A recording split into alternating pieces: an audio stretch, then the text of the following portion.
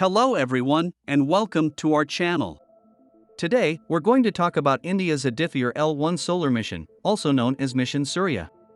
This mission is a major undertaking for the Indian Space Research Organisation, ISRO, and is a significant step forward in our understanding of the Sun. The Aditya L1 solar mission is named after Aditya, the Hindu god of the Sun.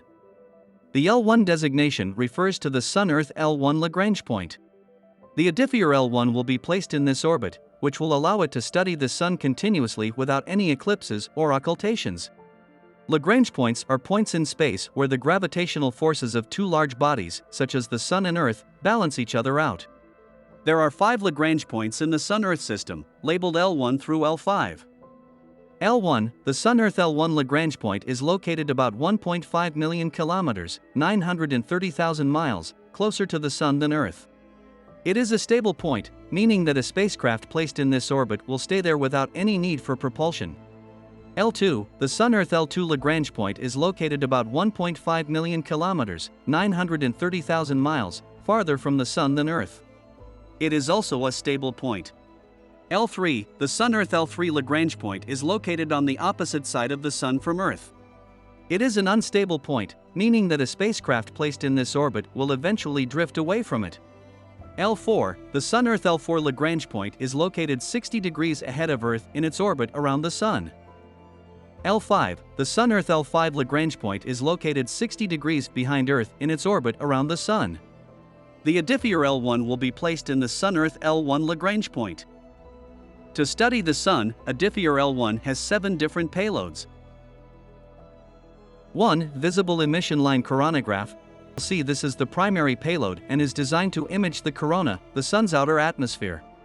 It will provide images of the corona in different wavelengths, which will help scientists to study coronal heating and other phenomena. 2. Solar ultraviolet imaging telescope.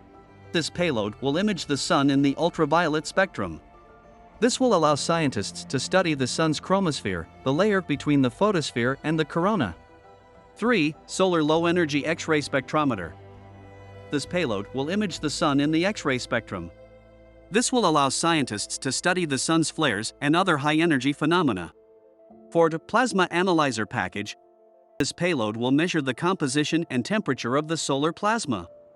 This information will help scientists to study solar wind and other phenomena. 5. High-energy L1 orbiting X-ray spectrometer. This payload will measure the energy and direction of charged particles emitted by the Sun. This information will help scientists to study solar flares and other phenomena. 6. Magnetometer. This payload will measure the magnetic field at the spacecraft. This information will help scientists to study the Sun's magnetic field and its role in solar activity. 7. Aditya Solar Wind Particle Experiment. This payload will measure the energy and direction of electrons, protons, and alpha particles in the solar wind.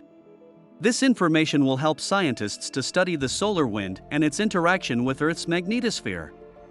Now, let's talk about different layers of Sun. The core is the innermost layer and is where the Sun's energy is produced.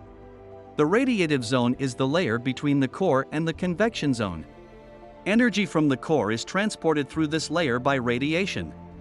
The convection zone is the layer where hot plasma rises to the surface and cools, then sinks back down. This process is responsible for the Sun's surface features, such as sunspots and solar flares. The photosphere is the Sun's visible surface, emitting most of its light. It's a thin layer, about 100 kilometers thick, composed of hot ionized gas with a temperature of around 5,500 degrees Celsius.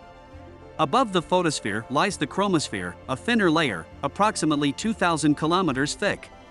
It appears red and is responsible for the Sun's hydrogen emission lines, with temperatures ranging from 6,000 to 20,000 degrees Celsius. Above the chromosphere lies the corona, the Sun's outermost atmosphere layer, about 10 million kilometers thick. It's incredibly hot, with temperatures reaching millions of degrees Celsius, a phenomenon known as the coronal heating problem due to its higher temperature despite lower density. The photosphere, chromosphere, and corona are important for the Aditya L1 because they are all involved in the coronal heating problem. The Aditya L1 will use its payloads to study the photosphere, chromosphere, and corona in detail, in hopes of solving the coronal heating problem. In addition, the photosphere, chromosphere, and corona are all involved in solar flares and coronal mass ejections. Solar flares are sudden bursts of energy from the sun that can release billions of tons of material into space. Coronal mass ejections, CMEs, are large expulsions of plasma and magnetic fields from the sun. Both solar flares and CMEs can have a significant impact on Earth, such as disrupting telecommunications, navigation, and power grids. The Aditya L1 will also study solar flares and CMEs in an effort to better understand these phenomena and mitigate their effects on Earth. The Aditya L1 is expected to reach the Sun-Earth L1 Lagrange point in about 4 months, and is expected to last for 5.2 years. Thank you for joining us today as we explored the exciting solar mission. Remember to hit that subscribe button and stay tuned for more captivating space discoveries. Until next time, keep dreaming big and reaching for the stars.